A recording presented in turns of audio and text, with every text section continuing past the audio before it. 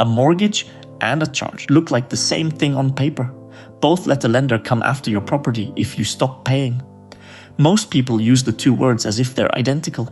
They're not, and the gap between them is worth real money. Here's what's riding on it. When a borrower defaults and two different lenders both point at the same building, this distinction decides which one gets paid and which one walks away with nothing. So let me give you the answer straight away. A mortgage is a transfer. When you mortgage a property, you hand the lender an actual interest in it. A slice of the ownership rights moves across the table and sits with the lender until you've paid. A charge transfers nothing at all. Ownership stays exactly where it was. The charge simply marks that property as answerable for the debt. One is a piece of the property, the other is a claim against it. Lawyers have a line for this. Every mortgage is a charge, but not every charge is a mortgage. That's the short version. It would be a tidy place to stop, except the story gets strange from here. In England, the mortgage in that classic sense was quietly abolished. And today almost every home loan in the country is technically a charge.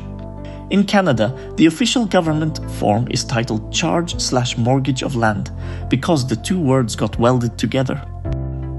And there's a type of charge that can land on your property without you signing anything at all.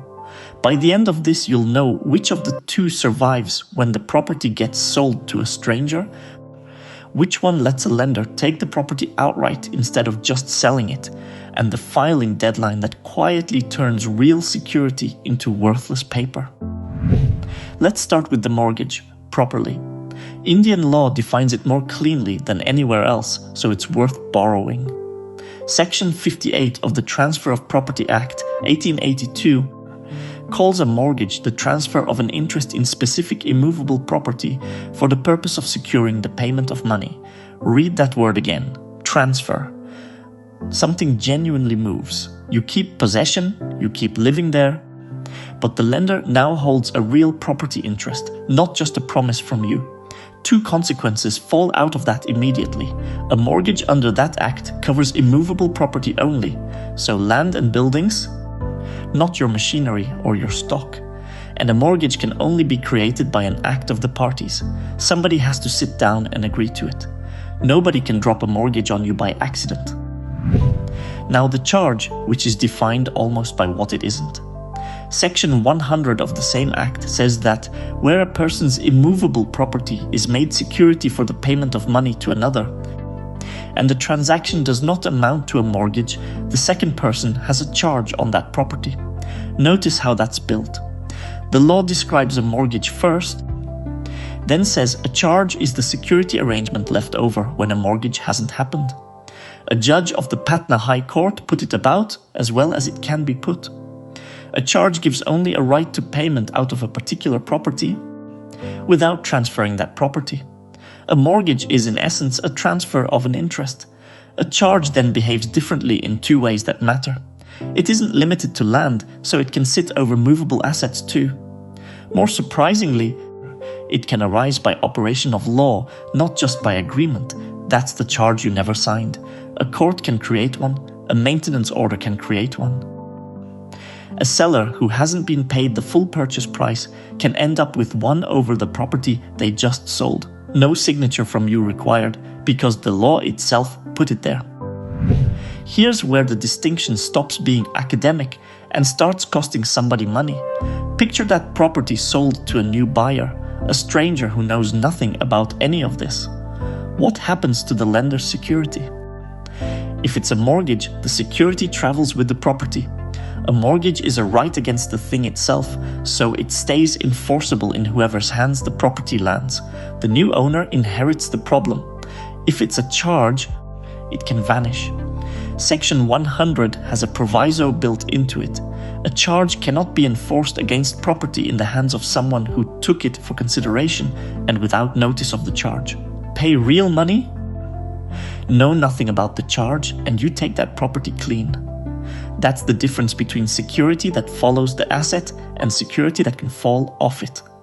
The Supreme Court of India confronted exactly this.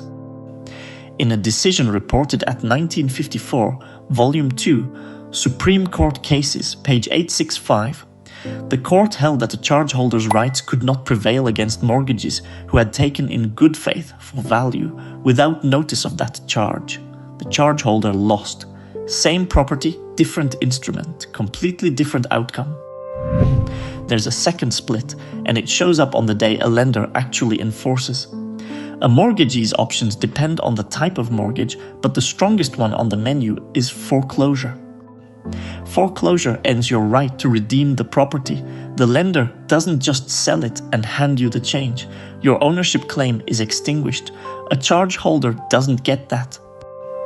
Section 100 says the provisions applying to a simple mortgage apply to a charge, so far as may be. A simple mortgage carries the right to have the property sold and the right to sue you personally for the money. It does not carry foreclosure. Order 34, Rule 15 of the Civil Procedure Code points the same direction, so a suit to enforce a charge produces a decree for sale. Sale then, not seizure. The charge holder gets paid out of the proceeds and any surplus comes back to the owner. One honest wrinkle. Those words, so far as may be, are doing real work, and Indian courts have spent decades arguing about which simple mortgage provisions actually carry across. Now let me flip the map to England, where this gets genuinely odd. The Law of Property Act 1925 allowed only two ways to create a legal mortgage over freehold land. One was a demise, essentially granting the lender a very long lease that ends when you repay. The other was a charge by deed, expressed to be by way of legal mortgage. The second option won so completely that in 2002 the first one was scrapped. Section 23 of the Land Registration Act 2002 prohibits creating a mortgage by demise over a registered estate. For registered land, the charge by way of legal mortgage is effectively the only route left. So think about what that means. If you have a home loan in England today, the document securing it is a charge. You are the charger, your bank is the chargee, and you keep the legal title to your own house. The bank gets the same powers it would have had under the old system without ever taking a slice of your ownership. The word mortgage survived in everyday speech. The legal structure underneath it changed. Canada went the other way and simply fused the two words. Ontario's Land Registration Reform Act defines a charge as a charge on land given to secure a debt, and then states that it includes a mortgage. The standard registration document is literally headed Charge/Mortgage of Land, Form 2. The Act gives the chargee the same rights and remedies as if the land had been transferred by way of mortgage. That's why you'll find people arguing about this online, and both sides sounding right. They're standing in different countries. There's one more variety worth knowing, because it's the reason business lawyers care about this distinction far more than homeowners do. Companies use fixed and floating charges. A fixed charge clamps onto specific identified assets, and the company can't sell or deal with those assets without the lender's consent. A floating charge hovers over a shifting pool of assets like stock or unpaid invoices, and the company carries on trading them normally. Then comes crystallization. On default, on insolvency, or when a receiver is appointed, the floating charge converts into a fixed one and clamps down on whatever assets the company holds at that moment. A mortgage has no equivalent behavior. It can't hover, and it can't follow a moving pool of goods. That flexibility is exactly why charges dominate business lending. Which brings me to the trap that catches real lenders, and is the most practical thing in this whole video. A company charge has to be registered, and there's a clock. In the UK, Section 859A of the Companies Act 2006 gives 21 days, beginning the day after the charge is created, to get the particulars to the registrar. In India, Section 77 of the Companies Act 2013 gives 30 days, with an extension to 300 available on additional fees. Miss the UK deadline and Section 859H does something brutal. The charge becomes void against a liquidator, against an administrator, and against any creditor of the company. Read that carefully, because the detail catches people out. The debt doesn't disappear. it becomes immediately payable. What disappears is the security. A lender who thought it had first claim over a building wakes up as an ordinary unsecured creditor, standing in line with everyone else over a paperwork deadline. That's the whole difference in one sentence. A mortgage moves an interest in property to the lender and sticks to that property wherever it goes.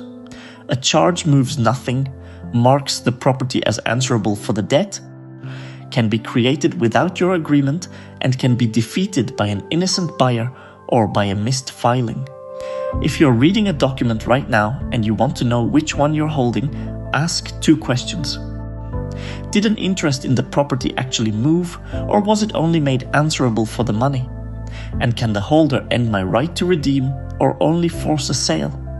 Answer those and you know exactly what you've got, whatever the heading on the page says. One last thing I'm curious about. If you're in England or Ontario, check the paperwork on your own home loan and tell me which word your bank actually used, mortgage or charge. Drop it in the comments with your country, because I'd like to see how split it really is.